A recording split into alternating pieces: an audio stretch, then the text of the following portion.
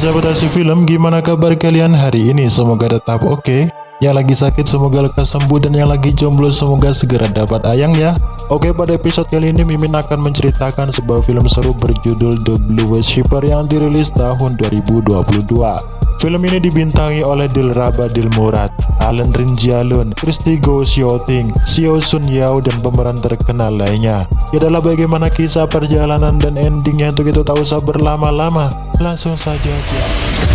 Di awal film diperlihatkan dengan sebuah narasi yang menceritakan bahwa di atas 9 langit di dalam alam abadi terdapat dua klan yang sangat kuat nan hebat, yakni klan dewa dan iblis, yang tentunya klan dewa bertugas menjaga segala ketertiban dan perdamaian agar klan iblis tak membuat kegaduhan ataupun kerusakan. Di lembah Wanhua inilah para pelatih roh berkumpul hidup dalam kedamaian dan ketentraman. Jadi sedikit Mimin jelaskan yang dimaksud pelatih roh, yakni seorang ataupun sekelompok orang yang diberi tugas untuk menjaga, mendidik, melatih para iblis atau makhluk ganas agar menjadi lebih baik. Namun tak berselang lama seorang nenek tua datang di lembah tersebut, di mana kedatangannya bertujuan untuk mencari bunga rumput dewa. Dan benar saja, dirinya dapat menemukan rumput bunga dewa yang ia cari.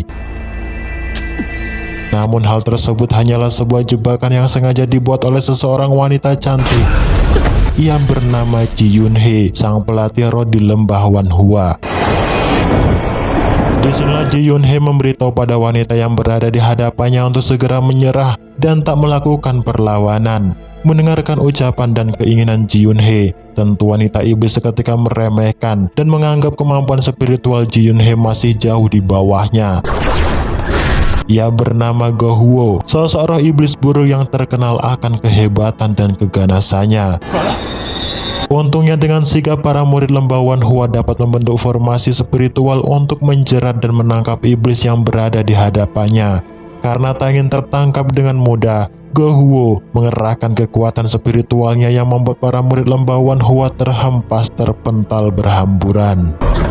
Yunhee yang tak ingin terjadi hal buruk pada kerabatnya, ia menghentikan amukan Gohuo dengan memperlihatkan seekor anak burung yang baru ia dapatkan. Tentu Gohuo sangat terkejut dan meminta Yunhee untuk segera mengembalikan anak burung tersebut. Nah, dari sinilah kita diberitahu akan tujuan awal Gohuo mencari bunga rumput dewa di dalam lembah Wanhua. Tak lain untuk menjadikan anak burung tersebut dapat berkultivasi. Karena 120 tahun yang silam terjadi sebuah tragedi kebakaran di dataran gunung selatan dan barat yang mengakibatkan anak kandung Gohuo hangus terbakar oleh api. Sebab itulah selama ratusan tahun hidupnya menjadi sengsara kehilangan satu-satunya buah hati yang paling ia sayang. Tak sebatas itu, tindakan Gohuo telah dianggap salah oleh Yunhee karena ia mencuri bayi orang lain demi sebuah kebahagiaan, namun tak memikirkan akan sakitnya dari seorang ibu akan kehilangan anaknya.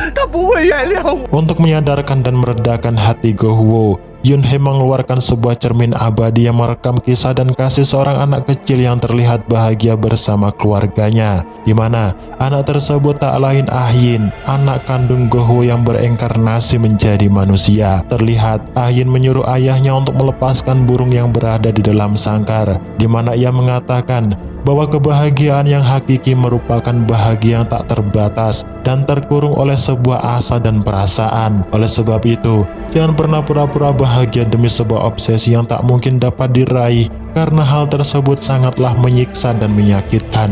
Gohuo yang mengerti akan kenyataan tersebut, ia meminta maaf di hadapan anak burung Guan-Guan atas kesalahan yang ia lakukan selama ini, sebab dirinya harus berpisah dan tak bisa merasakan kebahagiaan dengan sang ibunya.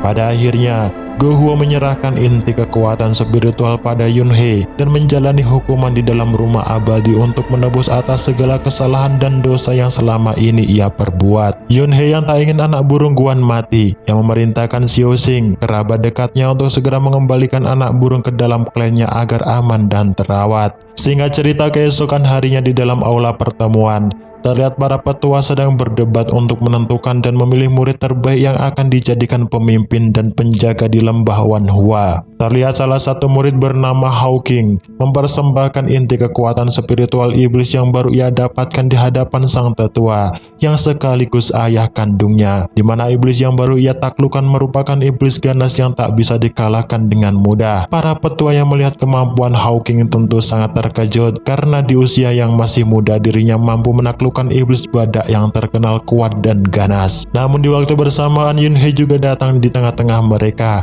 yang seketika dirinya menunjukkan inti kekuatan spiritual iblis burung gua Huo. Tentu kekuatan dan keganasan iblis yang ditaklukkan Hawking sangat berbanding jauh dengan iblis yang berhasil ditaklukkan Yunhei, karena Yunhei berhasil menaklukkan dengan hati dan perasaan yang tanpa membunuh dan melukainya. Sang tetua yang mengetahui hal tersebut, ia mengatakan di hadapan Hawking untuk terus berlatih agar dirinya mempunyai pengalaman yang lebih banyak dan tak tergesa-gesa untuk membunuh para iblis demi mendapatkan inti kekuatan spiritualnya. Melihat kemampuan dan keahlian Yunhei dalam menaklukkan iblis dan mendapatkan inti kekuatan spiritual, sang tetua menobatkan Yunhei sebagai pelatih dan penjaga di lembah Wanhua.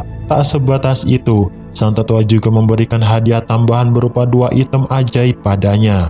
Namun di luar dugaan, sang tetua mempunyai rencana tersembunyi di mana ia sengaja memanggil Yunhei di ruang pribadinya. Disinilah ia sedikit tak percaya akan kemampuan Yunhei karena keberhasilannya menaklukkan dan mengambil inti kekuatan iblis yang terkenal paling kuat.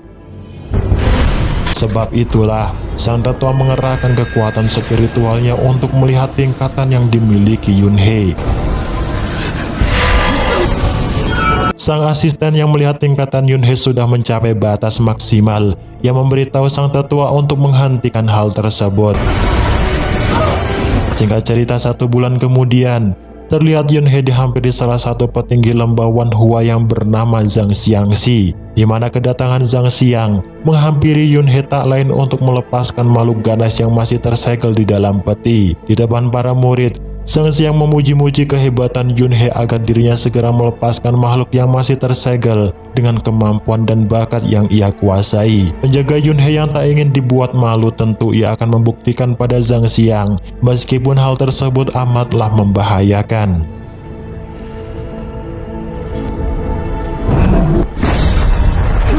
Dan benar saja seketika makhluk tersebut terlepas, yang membuat semua murid terhempas tak karuan.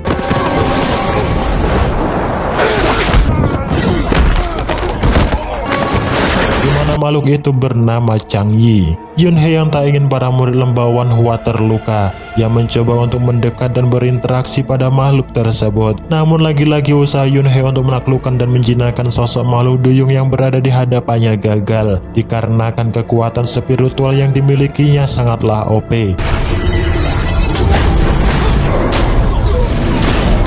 Dikarenakan kekuatan spiritual yang dimilikinya sangatlah OP. Di saat kondisi terdesak dari sisi belakang, seketika sebuah anak panah melesat secepat kilat yang membuat makhluk duyung tak lagi berdaya.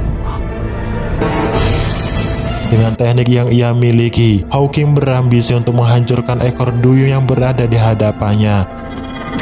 Namun tindakan tersebut dihentikan oleh Yunhei, dan di waktu bersamaan pula sang ratu penguasa lembah Wanhua datang di tengah-tengah mereka.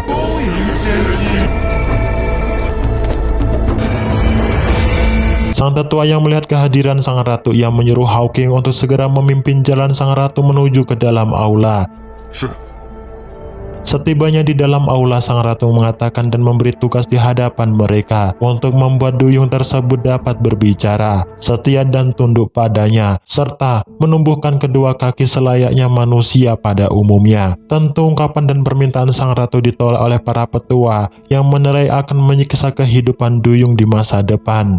Namun tidak dengan Hawking, di mana ia akan mengambil tugas tersebut demi mendapatkan pangkat kedudukan dan hadiah dari sang ratu. Penjaga Yunhei yang mempunyai rencana dan misi tersendiri, ia mengatakan di hadapan sang ratu bahwa ia akan ikut andil dalam tugas tersebut. Tentu sang ratu menyetujui penjaga Yunhei untuk ikut parti dalam menyelesaikan tugasnya, di mana di antara mereka yang lebih dahulu menjinakkan makhluk duyung, maka ia akan berhak untuk mendapatkan hadiah spesial darinya.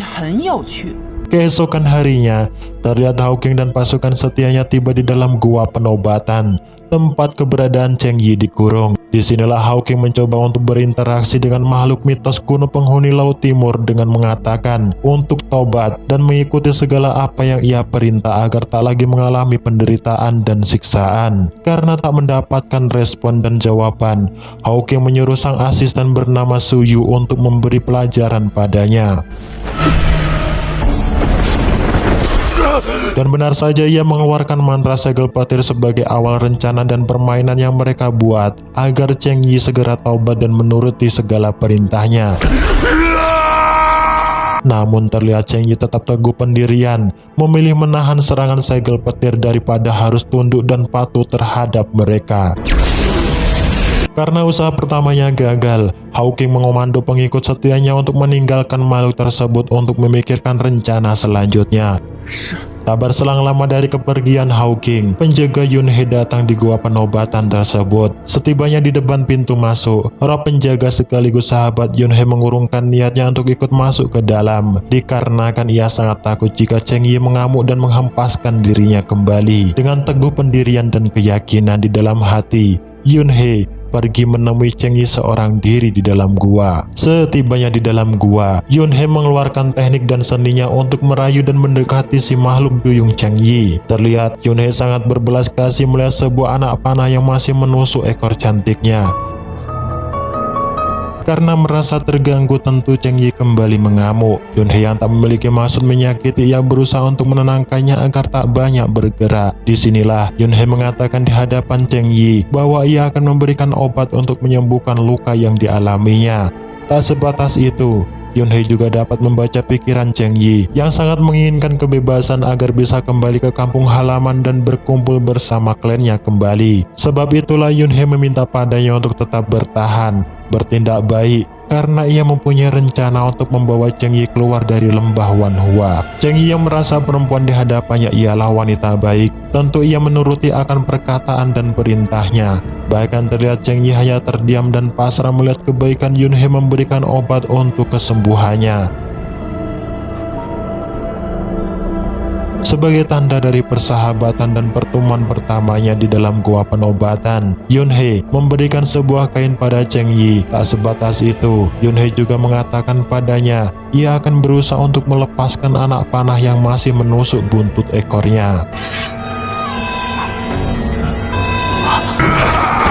Namun upaya Yunhei hampir gagal, di mana anak panah Hawking ternyata terpasang sensitivitas yang seketika mengeluarkan jeratan untuk menusuk dan menghancurkan ekor sang pangeran duyung. Yunhei yang tak ingin hal tersebut terjadi, ia mengeluarkan kemampuannya berupa perisai emas untuk menghentikan dan menghancurkan jeratan anak panah tersebut.